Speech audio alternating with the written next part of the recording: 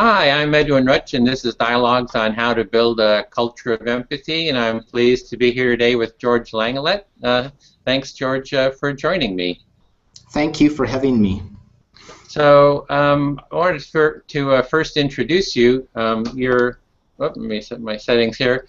You're a professor of management and economics at South Dakota State University in Brookings, and you teach management, small business management, human resources, and marketing research and macroeconomics is what I saw here from your bio. And you're also author of this book, How Do I Keep My Employees Motivated? And the subtitle is The Practice of Empathy-Based Management. So I'm really pleased to talk to you about empathy-based management. Is there more you'd like to add about just introducing yourself, George? Yes, and I'm a professor of economics and also management, and I've taught management classes for about a decade now. And as I've taught, I've grown to become frustrated with the way the management field approaches motivating employees and motivation in general. I think that they have it backwards, so I started doing research and I got into empathy, and I realized the issue is within the field of management there is a lack of connection, specifically between managers and employees. And it's kind of paradoxical. If you look at the field of marketing, they've learned years ago, if I'm going to make a sale to a person, I have to empathize. I have to understand their viewpoint, their perspective, and if I do that, I'll make a sale. So years ago, marketing learned about it, but if you look at the field of management, it seems like they have not even begun to understand the importance of empathy when trying to manage employees, motivate them, and help employees grow. Oh. Well, before we dive into it, I did want to also, if anybody that's watching would like to see your website, perhaps you could I'll just share that here quickly. So that anyone can go and follow along there. The site is langelett.com, Langelett.com, and there they can see your book and other information about your book. So I'll just turn that off. And so one thing I found really interesting in your book was that you laid out the different management styles over time. I was wondering maybe you could kind of give an overview of the different theories and styles over time and how you're coming now to this style or approach of empathy-based management. Yes. Unfortunately, if we look at one of the oldest styles of management, it's known as the bureaucracy. And this actually originated with the military. The idea is you have a separation between managers and employees. Going back to the military, there's a separation of officers and enlisted men. And years ago, if I was an officer and I know many of my men would die in battle, tomorrow I don't want to have a close connection. And that's understandable. But unfortunately, businesses today, many of them have adapted that, not because it's efficient or effective. The idea is you have a separation between employees and managers and a rule book. If there's any problems, you just consult the rule book. There's some protection for the employees against arbitrary dismissal. And in many companies, this is the norm today. And I question why is it so popular, and I believe the answer is because it's easy. It's relatively easy to give an employee a rule book and say, here you go, and if you've got any questions, let me know. But you don't have to have a personal connection. And that completely contradicts everything I know about human behavior. We are both cognitive people, we're also emotional people, but we need a connection with other people. And from there, we also have got into, very popular, was the idea of the optimal conditioning and the idea of rewards, that you simply give people a reward and they'll work hard for the reward. And I find this approach also very problematic. Rewards do work well if you simply want to focus behavior. I think kind of the ultimate is my son playing a video game. He is totally engaged in it, but if you're trying to have a conversation with him, you can't. So with rewards, it focuses the behavior, but we've come to learn that focused behavior comes at a cost. And the cost is you lose critical thinking, you lose creativity, and if you look at jobs across America, most of our purely mechanical jobs, assembly line jobs, we've exported. So if you want to have employees not only motivated but also engaged in their work and be able to use their brains for problem solving, a reward system is not optimal. And the other challenge with a reward system is that it tends to lose its effectiveness over time. You give an employee a reward, and if you give them the same reward over and over, they lose interest. So you either have to increase the value of the reward, otherwise people lose interest. Also, if you ever stop rewards program, all of a sudden you can kill motivation. And so again, this is a kind of a separation approach. It can be very impersonal. I don't have to really care about my employees, but if I give them a reward, hopefully they'll work hard. The challenge, though, is as society is changing, we're realizing it does not work as well as intended often. There's some very unintended consequences to that. So I'm arguing, and I'm actually going against the grain, but I'm arguing that really the key to motivation is human connection. The connection with a manager or supervisor who cares about you as a person and understands things from your perspective and is interested in not just simply having you be a part of a organization for your amount of output, but rather cares about you as a person and wants to see you grow and reach your potential. Well, how did you, in your research, how did you come across empathy? I mean, at some point it was like, oh, here's empathy is an important value. What was it that brought you to that understanding or realization?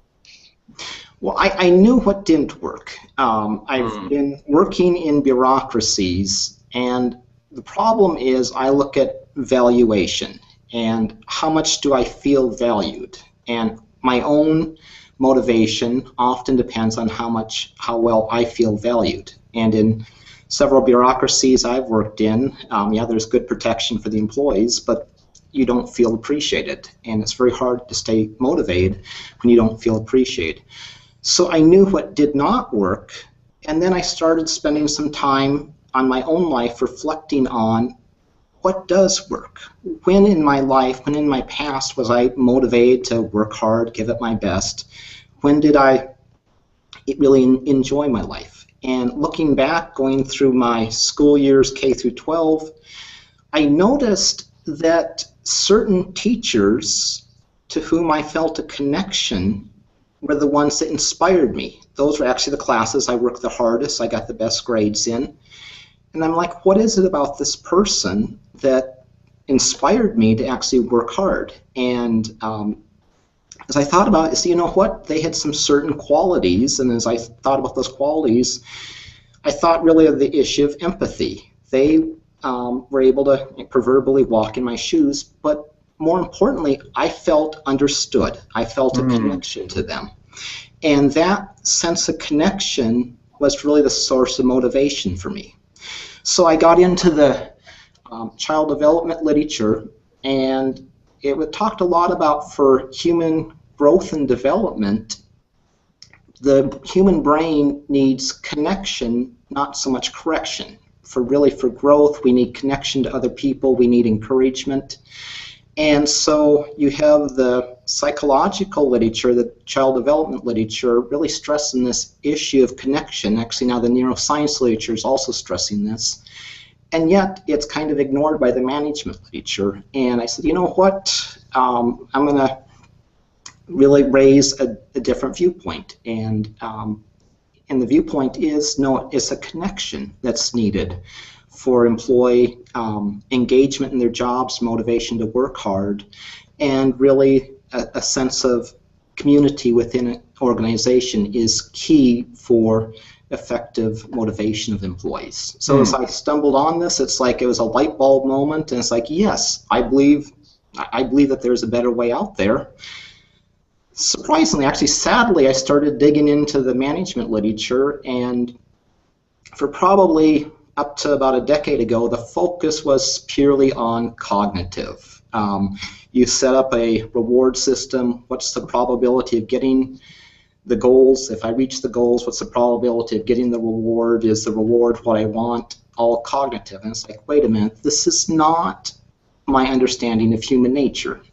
And so for about the past decade, we've started to focus in the management literature on the role of emotions. And yes, we are both a logical people, but we're also people with emotions. And I said, well, let's check out the empathy. And it's like, wait a minute, there's very little been written on empathy. And I said, you know, there's a huge key here that other fields have understood many years ago. And I feel that within corporate America, there's a void right now, a lack of understanding. So really my goal here is to help educate corporate America and there's actually many very well-meaning managers, and they're looking for tools. How do you effectively motivate people? And I decided to write this book to help give them the tools to make connections with their employees and help create motivation, sustainable motivation within their workplace, and help them to bring out the best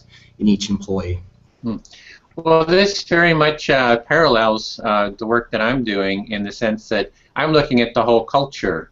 How do we really have empathy as a foundational cultural value in the whole society, which I feel will really bring people together, create that connection. When people have that connection, that they're more creative, and it's a source of creativity and innovation. It is for the well-being of people, and in the world of psychology, it seems to me the core active ingredient in therapy for people who are suffering from alienation or depression or anything like that. That's empathy that is the healing agent, and empathy that's the healing agent in conflict. And so there's a whole spectrum of benefits to it. And what I'm saying is, you're looking, if I don't want to put words in your mouth, but to really create a culture of empathy within an organization is what I'm hearing you're saying.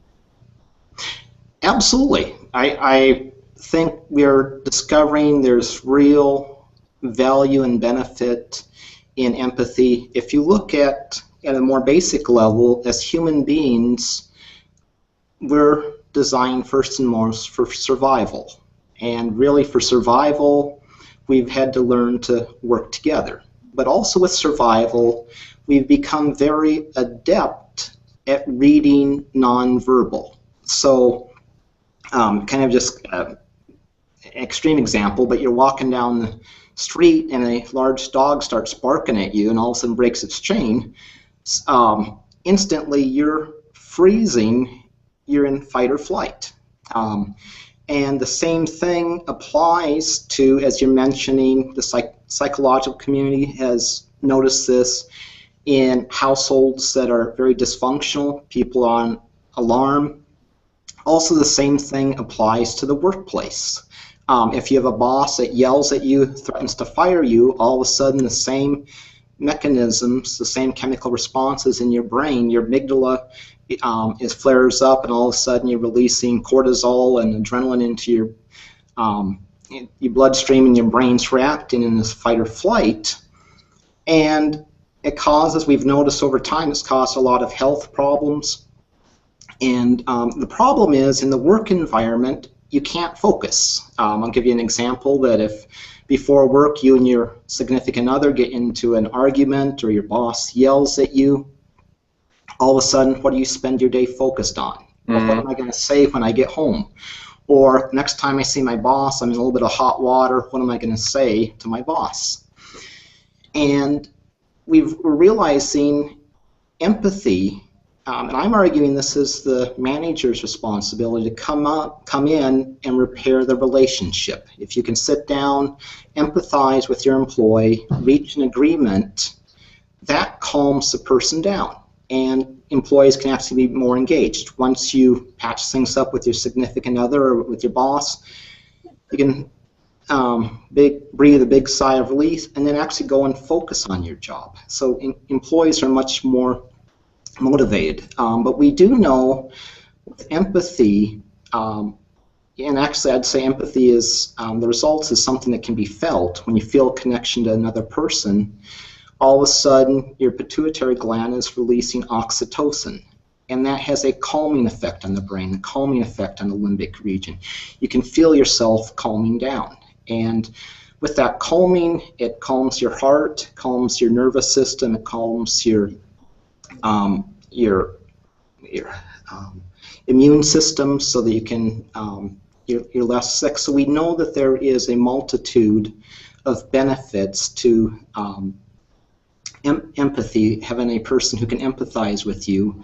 The results are very positive, both mentally and physically, for everybody involved. So I think I hear you saying that you're applying this to every aspect of our culture, which I completely agree. And I would love to see this spread throughout our culture. I think it's very beneficial to everybody involved. And I have simply just seen a real deficit within our corporate America or business community. So my goal is to help try and educate corporate America to the benefits that this is actually a better way to connect and create a culture within corporate America that is beneficial for employee growth. And with employees who are growing and developing, it actually is probably one of the best investments any company can make. It benefits everybody involved. Well, in the title of your book, the word motivated is in really big letters. And so what I was hearing, that initially it may be that bureaucratic organization was maybe more fear-based motivation. That, I don't know if that's accurate, but would be more fear-based motivation. And then the rewards approach is more kind of a self-interest.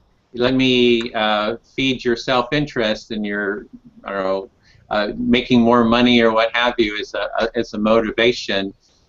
Would that be kind of accurate? I mean, I guess what I'm looking at is, what are really the motivating factors? Kind of going into that a little bit more, the nature of motivation and the energies that cause motivation. Well, so often I think what you're describing is carrots and sticks. It's kind of slang, but the idea is, years ago, if you have a donkey or a mule, kind of a stubborn beast, do you use a carrot, put it in front of it to lead it along, give it a reward, or do you use a stick? You beat on it a little bit to prod it along. And much of this work was kind of gospel for years within the business community.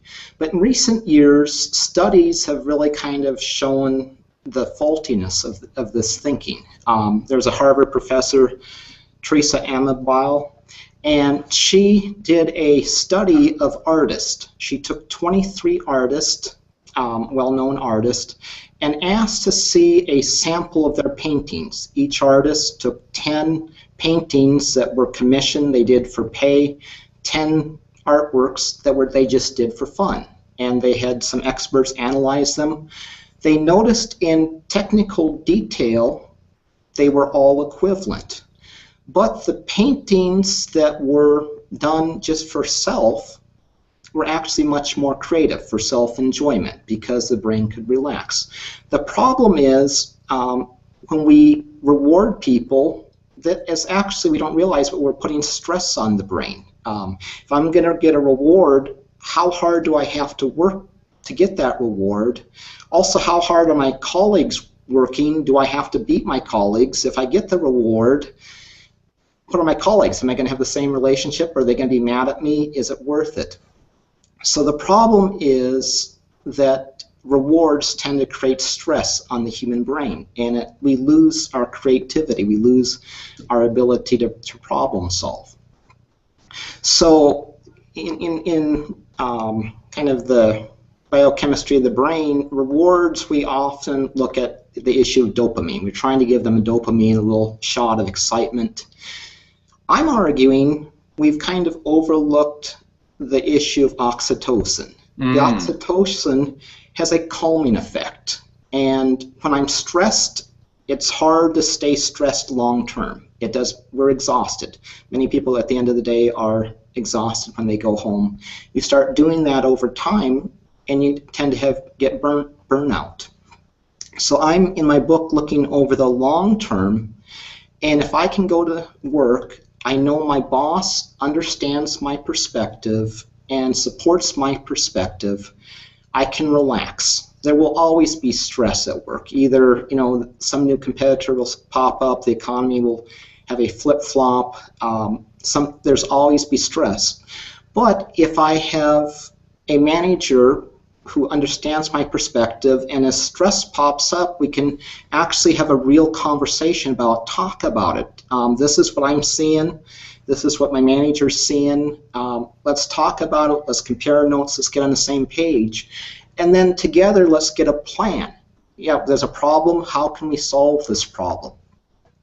If I can get these problems solved, and there'll always be problems, but if I know I'm supportive, if I make a mistake, I'm not in a pile of hot water. Rather, my manager understands, we're going to work to correct this mistake and work on improvement.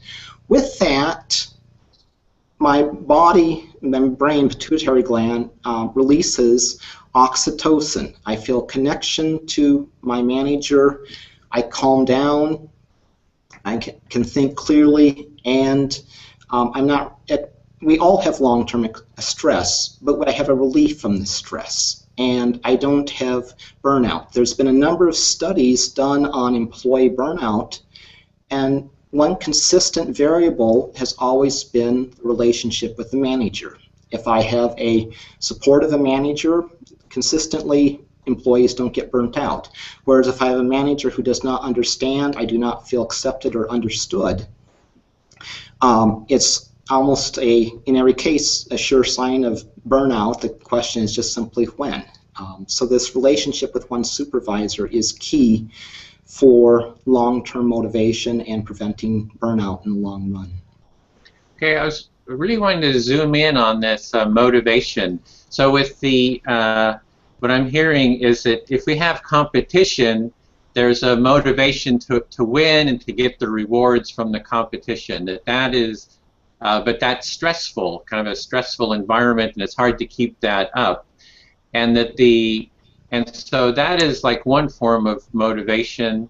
And then the other motivation is the sense of connection as a feeling that, let's say, it's like when you feel connected, you're feeling oxytocin, you're feeling relaxed, you're feeling comfortable, you're feeling good. Carl Rogers said, being listened to, being heard feels damn good. So you feel good. It's a pleasant, and so that somehow within that is the motivation to do your work, so I'm kind of wanting to zoom in. I'm thinking that maybe it's also that as you're calmer, that you have more creativity, and that creativity is a pleasurable sensation. Like, oh, I have a new idea, or I've accomplished something, and so there's these positive feelings that are kind of the motivating forces. I want to keep doing this. So I was wondering if we could kind of get into the nitty-gritty of those different motivating energies a little bit more. Yeah, I would say kind of I'm looking at short-term and long-term. And I agree. Short-term, the company has a problem and you have a supportive boss. So with that supportive boss, you can go back, and as your brain works on things, you come up with creative ideas. And this is true when your limbic region, your amygdala, is relaxed. When you're in fight or flight, you're worried your job might be on the line, you can't think clearly. It's similar if I go back to that example of the dog starts chasing you. what's the only thing you're thinking about is getting away from the dog. You're not thinking about anything else. You can't. It's purely unemotional. When does that end? Only when you're safe. Once you reach safety, then you can relax and start thinking about other things. So within an organization where you have a manager who's very, I'd say, sticks, in some cases even carrots, but does not have a personal relationship with you, if you're on edge, you can't think creatively. Whereas if you know you're safe, and the brain is adept at knowing when safe, if you know you're safe, then you can focus on problem solving. Often I put a notebook by my bed and sometimes before I go to bed I write down ideas. Often I wake up the next morning and something I've been thinking about, my brain has an answer to. So if we have a relaxed environment, your brain can work on problem solving. And if you look at just human creativity, all types of scientific, artistic, family issues, all types of areas, we've solved many, many problems. The human brain is phenomenal. If you give it time, you give it the right conditions, it will come up with solutions. So short term, you come up with a good idea and you share that with your boss, and all of a sudden it becomes a solution to the company's problems. That's a very good feeling. Or just not even that seriously, just if you go to work and your boss has a March Madness basketball pool, and we all put our names in and fill out our brackets, and then as the tournament goes on, you give each other crap, and then if you win or if you don't win, but you enjoy each other's companies, you laugh, enjoy. That's fun. That's a fun environment to go to work in, and that's an environment that people want to work in. So short term, creating an environment, an empathetic environment, where when there's a problem, we work together, but when there's not problems, so we can just actually laugh throughout the day, enjoy each other's company, that's a motivating environment. People want to actually go to work. So that's really a short term. Longer term, with a stable environment, with connection to other people, it gives the employee an opportunity to grow. As you grow professionally, as a manager, I'd encourage managers to help encourage each employee to reach their potential. If they don't have a high school degree, give them the opportunity to go get a GED. Encourage them to attend training seminars if they want to specialize in an area. Help them grow. If they want to go in and get their MBA, help them reach their potential. And as you're growing, as you're becoming more competent and adept, you're developing new skills, your self-efficacy starts rising. You start believing in yourself. With higher self-efficacy, I'm going to back up. Self-efficacy, often there's a misunderstanding between self-esteem and self-efficacy. Self-esteem is how do I feel about myself? Do I feel good about myself or do I not? Self-efficacy, do I believe I can do it? And as self-efficacy rises, all of a sudden people are trying new things. If I have very low self-efficacy, I won't try new things because I'm afraid of failure. I won't even try. I don't want to face the embarrassment. Where if I have high self-efficacy, I will take a chance. And with chances, as I grow, I feel more confident about myself. With confidence and higher self-efficacy, I will take on larger tasks. And there's a psychologist, kind of a long name, Hungarian psychologist, Csikszentmihalyi, but he talks about flow. And flow is the idea of getting into your work where you don't really notice anything around you. You're so engrossed in your work, all of a sudden it's fun, it's fascinating, and you don't really have to have external motivation. You become internally motivated as you experience flow. You're getting into something that's fascinating. You're starting to problem solve with your job. And that's when work becomes a lot of fun. And when people start to enter flow, motivation really isn't an issue. You don't have to have a manager looking over your shoulder, are you doing your work? No, this is fascinating, this is some good stuff, and all of a sudden work becomes fun. And where you have a environment that allows you to grow and discover areas that you become interested in and start to work to your interest and your potential, all of a sudden work becomes fascinating. And this supportive environment is key for that to happen. The human brain, without a supportive environment, it is not simply fun, it's just simply work. And the key to the supportive environment is empathy, the ability for managers to walk in the employee's shoes. I look at more precisely to see things from the employee's perspective, to see that what they get excited about, you can see from their body language what they don't really appreciate, but help them to find the areas that they can grow and reach their potential. This empathy on the part of the manager is really key for this whole process to begin. Okay, so you're seeing that it's really maybe the responsibility of the management to create that environment. Absolutely. There's, with a difference in power, the employees cannot do this on their own. It's really the role of the manager to create this environment. That's, I think, a big part of of being an effective supervisor or effective manager is creating an atmosphere where people feel supported, feel accepted. You know, if you think about it, all of us, not just at work, but all of us in all of our relationships. It doesn't matter if it's a romantic relationship, if it's family, if it's your group of friends, or if you have an activity, if you're in an intramural team. What are we looking for? Every one of us is looking to be accepted and understood. And this applies to our personal life, this applies to our work life. And where we find a community or a group of friends where we feel understood, we feel accepted, that's where we'll put down our roots. We'll join them, we'll be very happy.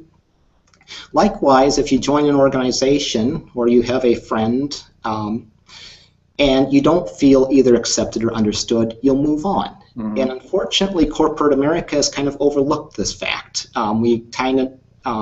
Sadly, corporate America tends to look at as employees, and I hate the name, but we call them human resources. Well, they're not a resource, they're a person.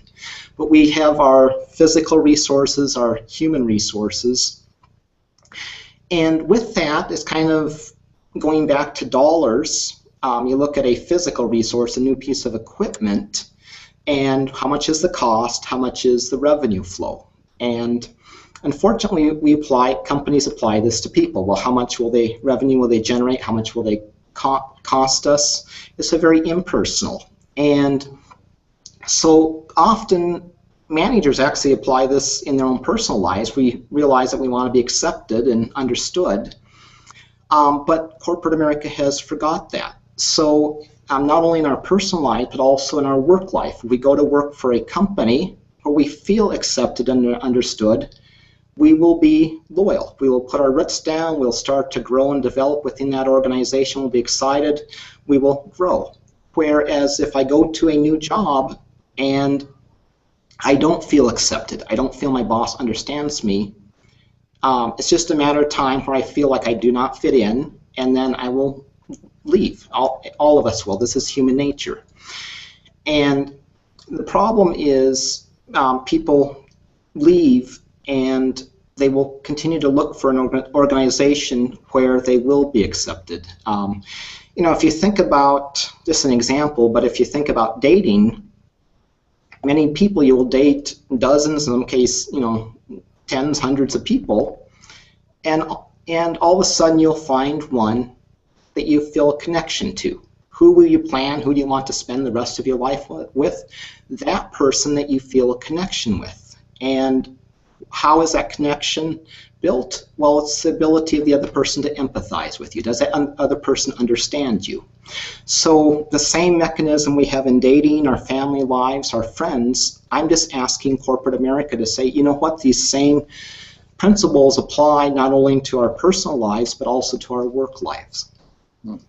So in terms of creating this environment, with empathy-based management, what criticisms are you hearing about that? What is the kind of the negative, the kind of the pushback, I guess, for that approach? Wonderful question. And I do have been receiving quite a bit of criticism. There's actually been a lot of praise, but there's also been a lot of criticism. There was a MIT professor of management named Douglas McGregor, and he did a theory. It's a fascinating theory. It's called Theory X and Theory Y. And Theory X, if you're a Theory X manager, you believe employees are basically lazy. They want to do as little work as possible. If you're Theory Y, you believe people want to do well. They want to reach their potential. So for the people who are Theory Y, I've had a lot of positive praise for my work. They're excited, yes, that we need to make a connection. We understand that if you give your employees the opportunity, they will grow. But then we have the group of managers, Theory X, and there's plenty of them out there, and they've told me, no uncertain terms, that I'm absolutely wrong. We don't need managers who can empathize. Rather, what employees need is for you to step on their neck every once in a while, and a good swift kick to make sure they're doing their job. And I say, thank you. I take this criticism seriously. Let's discuss it. And the concern is that you will be perceived as soft or weak. And there's a fear in corporate America that if you're perceived as weak or soft, you're going to be ran over. Your employees will take advantage of you. And I tried to explain to them that actually it's the opposite. Quite often, corporate America misunderstands sympathy with empathy. Sympathy is feeling sorry for people, and where empathy I look at as understanding, making a connection, understanding the other person's point of view. And if you're talking about sympathy, I totally agree with these managers. If you're feeling sorry for people, actually that's very dangerous, because if you have manipulative employees, they will take advantage. They'll play on your sympathy to get out of work or get an advantageous condition. They'll use your own sympathy against you. So I'm not talking about sympathy, I'm talking about empathy, where the manager understands the employee's perspective. And I think it's a great strength actually within corporate America. Actually, Europe is ahead of America. I've had a lot more positive response. In Europe, they're saying, yes, with empathy, if you can see things from other people's perspectives, that gives you a great advantage over your competition. If you can understand your competitors, if you can understand your customers' perspectives, that gives you a great advantage. If you can see things develop before your competitors can, you can react first, you can create new products, new solutions, or you can make the adjustments. So empathy does create great opportunities. It does give you an advantage within the corporate world. Now, again, I'm talking about empathy, understanding, seeing things from people's perspectives, not sympathy, feeling sorry for them. So part of empathy is to help your employees grow. So with empathy, there is consequences, and I kind of talk about the difference between consequences and punishment. Punishment quite often is from the manager. A manager gets upset and says things, and all of a sudden there's problems. Consequences is the result of your action. There's natural consequences. I say, if a person, let's say, falls off a ladder, how badly do you get hurt? Well, it depends on how high off the ground you are, how much you weigh, what you land on. There's natural consequences to a behavior. The same thing, there has to be consequences to employees' behavior. In the case of misconduct, you do not overlook it. That would rob your employee of a teachable moment. There's consequences, and they have to face the consequences of their actions. And instead of preaching to them, you have them face the consequences of their actions with empathy. This is unfortunate. You're a smart employee. This was a mistake, but I know you'll learn from this mistake. And instead of this being a negative thing, let's see if we can grow from this. And, you know, I found in my own life, when things are going well, I don't learn a whole lot. But when I make mistakes, that's when real learning happens in my life. But the key is to have a supervisor or manager, when you make mistakes, that understands, yes, it was a mistake. There are consequences. You will be required to face the consequences of that action, but you're in a supportive environment.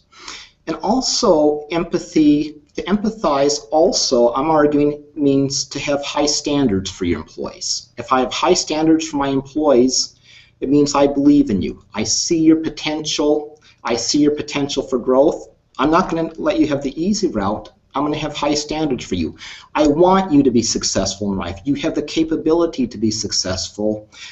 Let's work on this. I want to see you reach your potential. I want to see you be successful. And as you grow, it's very exciting to both the manager and the employee. But part of it's the manager having high expectations for each employee. So it's really part of the motivation is maybe that sense of growth, that if you're growing, that there's some kind of an intrinsic, that's a motivation of itself too, to keep, oh, I'm growing, this feels really good, I want to grow more. So that's maybe another part of the motivation, that empathy is creating that space for that growth, and the pleasure and joy of the growth is one of the motivating factors to keep going forward. Yeah, absolutely, and that's the thesis or the core of my book, that long-term growth is. And not only is it motivating for the employee, it's also motivating for the manager. I think when you have a coach and an athlete, and the athlete wins a competition, I think sometimes the coach is just as excited as the athlete. I think this should also apply to the business community, where employees, as they're growing, reaching their potential, all of a sudden achieving things, if you're the manager and seeing them grow and reach their potential, making some successful achievement, that's exciting. And also, I think overlooked is the fact that with empathy, it is a two-way relationship. Not only is the manager teaching the employees, I would say if the manager is only teaching the employees, that's kind of arrogant. We all learn a lot from each other. So as the employees learn new things, as they develop new skills, they're also teaching the manager. So this is a two-way relationship that results in both motivation on both parts, but also on growth on both parts. And so it can be a very rewarding mechanism for everybody involved when empathy takes place. So from the organizations that you've seen, what organizations are more in that area? I mean, there's probably like a spectrum, right? From the very theory X and theory Y, you know, the fear or all the different motivations of punishment, reward versus empathy. Like, what organizations are more on the empathic side so far, would you say? I heard you say in Europe it's more, but is there any kind of specific organizations or like models of that? Well, two answers. First of all, surprisingly, if we go back to the military, you know, you have this separation, kind of this bureaucracy. What we found in Iraq and Afghanistan, the real war is for the hearts and the loyalty of the local people. We're fighting against the insurgents for the loyalty of the local population. So our soldiers are realizing we're beginning not only to empathize with our fellow soldiers, but with also the local community. If we can make a connection with them, we're able to influence them. So surprisingly, probably the most bureaucratic organization is also becoming fairly empathetic, or understanding the importance of empathy within their practices out in the military fields. So you're seeing that the military is is starting to value this empathy in terms of connecting with the population? Yes. Yes. Yep. And, you know, the counseling and the medical communities have long realized the the importance of empathy. I think we've talked about the importance of oxytocin. And just within counseling, the importance of a person feeling understood. They have problems. And through empathy, really the key in counseling is for the counselor to give hope. If you can provide hope, that's really a key for emotional healing to each of your patients as a counselor. If we look in the business community, and I think my future research is going to be doing more empirical studies in this area, looking at, but it seems like you have kind of a spectrum. On the one side, a very competitive industries, and the other areas very uncompetitive. An example would be the university here. We don't have a whole lot of competition, so we can have a lot of bureaucracy. Now, the very competitive industries where there's a lot of competitions, things are changing very rapidly, many of the high-tech industries, we need our employees to be able to think, to problem solve. We need to be able to react.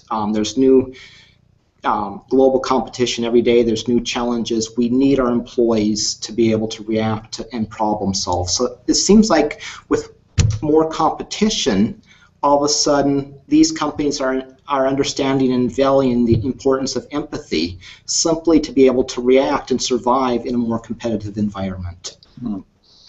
Yeah, I've got a lot of questions here. I'm not sure which one to jump into. The one is about human-centered design. I don't know if you've looked into human-centered design, or sometimes it's actually called empathic design, as used in the design community at the design school at Stanford or IDEO, where they have a process that starts with empathy. If you want to design for people, you need to empathize with them first to really see what their needs are, and then you go into maybe an analytical mode of all the material you gain from your empathy, kind of honing in on a problem area, and then you go into a creativity mode using kind of creativity to find solutions, and then you go into creating quick, rapid prototypes to as solutions, and then you go back into testing those with the users,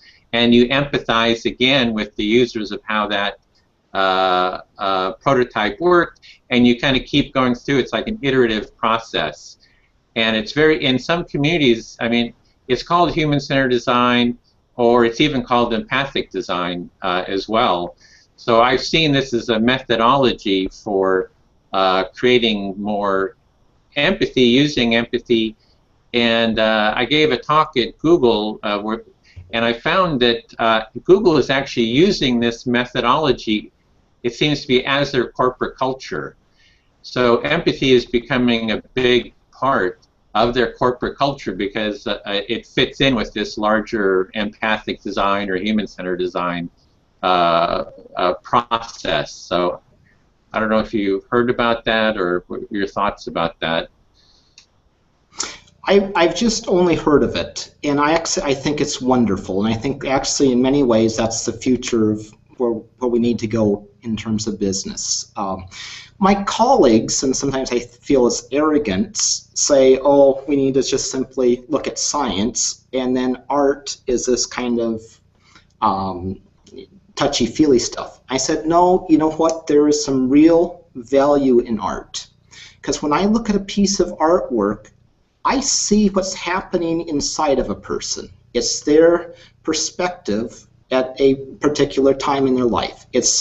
You're seeing what's important to them, what they're thinking about. Is it a light picture? Is it a dark picture?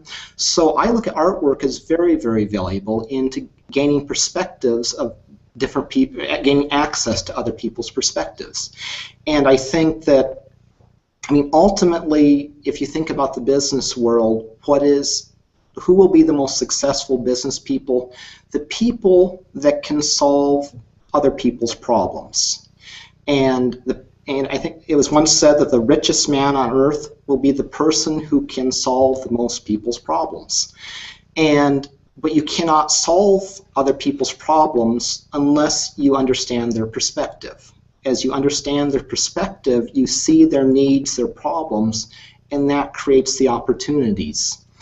And so I really feel as we move forward, empathy in terms of having companies on the forefront, empathy is going to be playing a larger and larger role. And I like the idea. I had not understood the idea that this is a continual feedback loop, and it's wonderful that.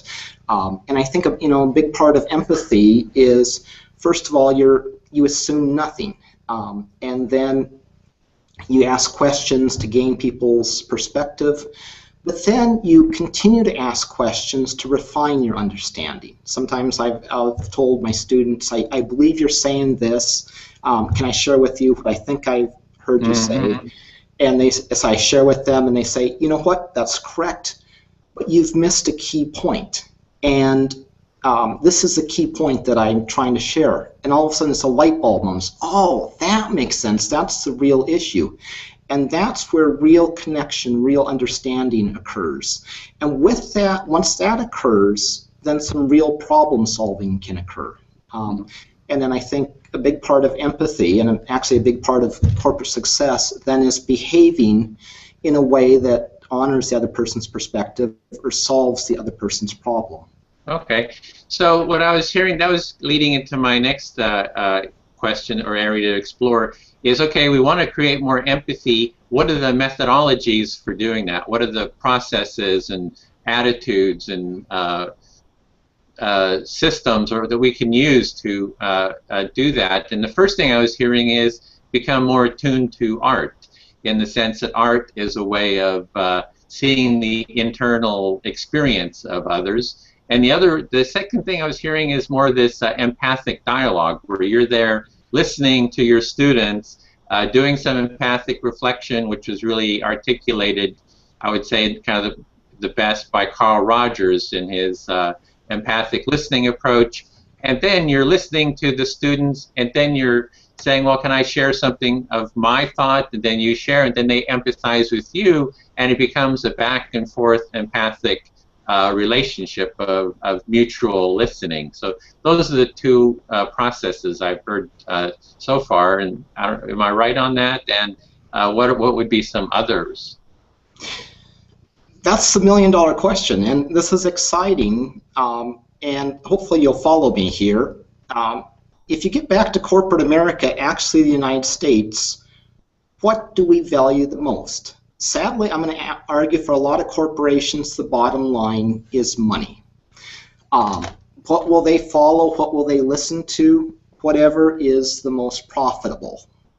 And I think a lot of people, especially who have negative attitudes towards empathy, the way to reach them is to show that this is actually much more profitable.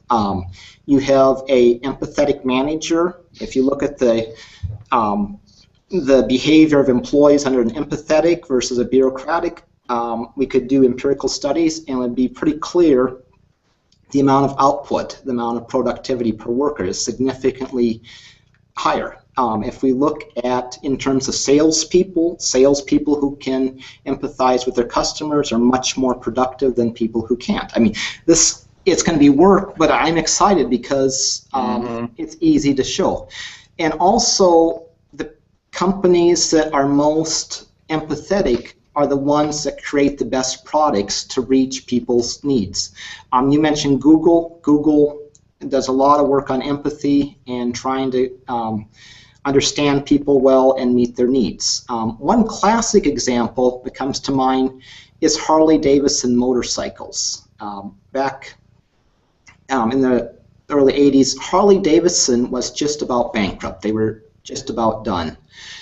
They knew they had to do something radical, so they started hiring motorcycle drivers throughout their organization.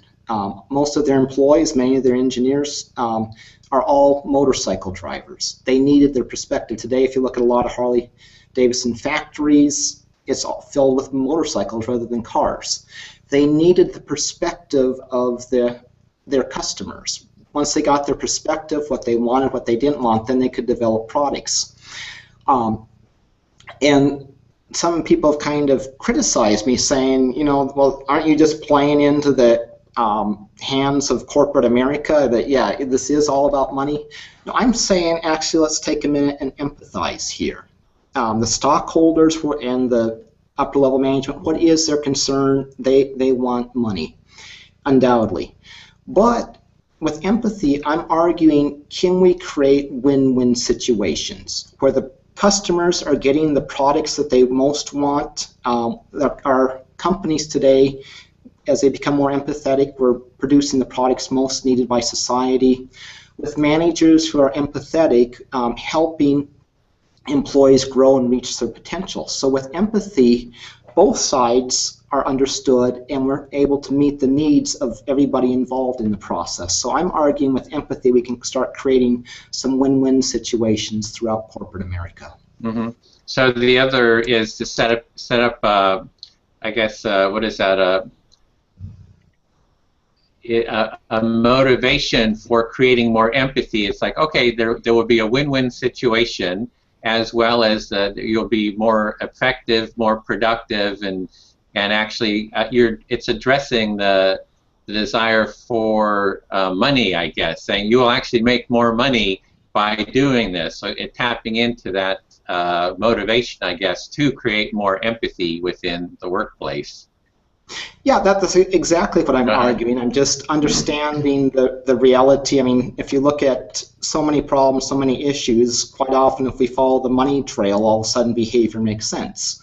Well, I'm trying to argue that, yes, we have to acknowledge that one of our large values within America as a whole is we do value money. I personally feel that's a very misplaced value, but in order to show the importance, and actually we can build a better society using empathy, we can show how it benefits everybody. And part of that benefit is a higher standard of living or more money for everybody. If we're allowing people, each one of us, to reach our potential, as we reach our potential, we're more productive, we feel more understood.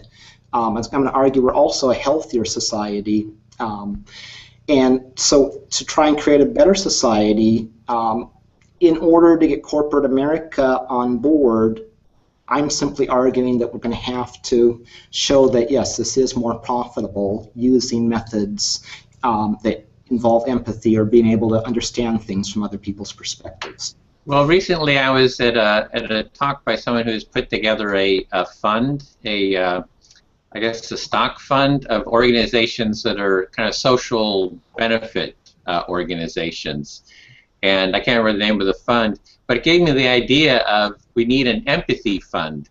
So in the sense that if you create a fund with organizations that are highly empathic, the idea would be is that they would do better over the long term. So it would become like an investment vehicle, right? That, oh, I have some money, where do I invest it? I'll put it into the empathy fund, which buys a basket of highly empathic companies. So that was just an idea that I had. I was kind of excited about that idea. So it would kind of fit in with what you've just been talking about. Absolutely. I think actually it might be a great project for my graduate student. It'd be fascinating to compare the performance of some highly empathetic companies versus, let's say, the S&P 500, the 500 largest on average. It'd be fun to track the performance over time. And I don't know, maybe you and I could set up the next hedge fund and make lots of money based on this. Let's do it. I mean, talking about, there's a thing about empathic action, which is, okay, you've heard each other, but now what is the action that kind of grows out of that? And maybe the empathy fund will be an action that grows out of this discussion here. I would really like to follow up on that, because I think it would have some. It would also, besides the seeing how it really works and creating those metrics, I think would be a useful tool. It would be it would give an excuse for creating the metrics for evaluating companies for their valuing of empathy and how much empathy they have, and so it would be a good reason for that. As well as, I think the kind of the public relations part would be very helpful to say, here's the empathy fund. That in itself would get people saying, oh, what is this? What is this empathy fund? So it'd be a little bit of a public relations promotion, marketing of empathy in itself too. Absolutely. I mean, this is fascinating, and I hope somebody who's watching this video will actually do it. I think it'd be fascinating. And I think if you'd come up with an empathy index, you could also look at empathy within different parts of the organizations. For example, you could take total sales, and you could look at the number of employees, and you could look at productivity per employee based on empathy. You could look at the sales per salesperson. You could look at the growth over time. I think there's a lot of different variables that would be fascinating to evaluate. I think it'd be very informative and might be a very interesting project that may really, I believe, provide some strong empirical evidence for the argument that we're trying to make.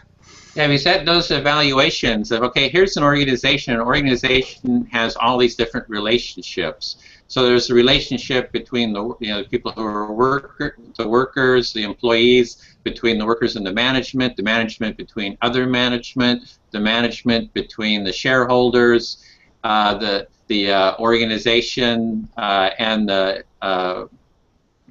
customers. The customers to the organization. So there's this whole series of relationships, and a company could be empathic in one area and maybe not the other. And to be able to start breaking that down, like what are all the different ways that a company can be. For example, I've heard in Europe they have worker councils, right? Or that the managers, more of the employees are on the boards and have more of a voice in terms of the boards of the corporation. So there's that kind of creates a structure for more space, or a structure for the empathy to take place, for that dialogue to take place. So to really start breaking down all those different areas, I think would be really great. Maybe an empathy fund could be a vehicle for doing something like that. Yeah, absolutely. I think with some type of an empathy fund, it could actually be profitable, but it also could be educational. Yeah. I think all companies tend to follow the money. So rather than listening to our lecture, if we actually did have an empathy fund that was actually outperforming the rest of the stock market, companies would start to take notice. Why are they outperforming us? What are they doing differently? And the companies do follow the money, and that would be a way to catch their attention that yes, this is important. And actually, and I'd also be fascinated to take a step further, if we could break it down into dimensions, look at, not all companies are empathetic in all of these areas, but as their ability to empathize with customers, with stockholders, with employees, with suppliers, as they're empathetic in more areas, does the company grow faster? And so that would be another variable to look at. So some doctoral student out there, you've got your doctoral work to do here, but yeah, I think this would be fascinating. There is, and I think I mentioned in my book focuses on simply employee motivation, but there are so many other aspects of empathy that needs to have some serious research. I feel like my book is just kind of the start, and I will say this, I am empathetic and I'm not really possessive. If somebody wants to take my book and run my work on empathy, apply it to other areas, I think both of us are trying to create a better culture, a better country for all of us. If somebody wants to build on my work, you're welcome to do that. I would welcome that, and there's so many other areas that we can look at that are in real need for empathy, and I think this is an exciting opportunity out there to research this and to see the results. So in closing, where do you see your work going next? What's kind of the areas that you're wanting to explore and expand on? Well, I think that for the immediate term, it will be to provide some empirical evidence. On your website has some good instruments to measure empathy. So I think from here I'm going to be looking at the empathy as a characteristic of a supervisor or manager, and then look at employee satisfaction surveys. Take a look and see how satisfied they are with the company, with how they're growing, looking at employee morale. Because in the book I've kind of presented a theoretical overlook, but I think to really be better accepted, I'm going to have to provide some empirical evidence to the new theories I'm presenting. So with that, I've had some wonderful correspondences from people all over the world, and this is a new topic and it's exciting. And I think the business world is starting to recognize the importance of seeing things from other people's perspectives. And so there's a lot of opportunities, and so I'm going to be, in the long run, looking at the importance throughout corporate America of displaying empathy and understanding and trying to create win-win situations for everybody involved. Oh, great. Well, I've really enjoyed this discussion with you and hearing about your work. It really resonates with my values as well. And I hope we can keep the conversation going, that this isn't the end, that maybe we'll get together some of your grad students, we'll create this empathy fund, or kind of explore more areas around this, because I think this is really critical. There's a lot of people who say, oh, corporations are the enemy and all that kind of stuff. I think we really need to bring empathy in all parts of society. There's no enemies. It's like we're not against corporations, we're not against business. We want to transform them to be more empathic and create a global culture of empathy is really what my intention is. And I'm really excited about the work you're doing and just the way you're able to explain it and articulate it. So thank you so much, George, for taking the time to share your insights and enthusiasm too.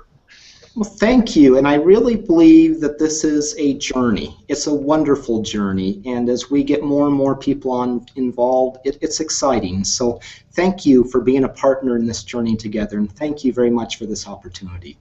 Thank you, Edwin.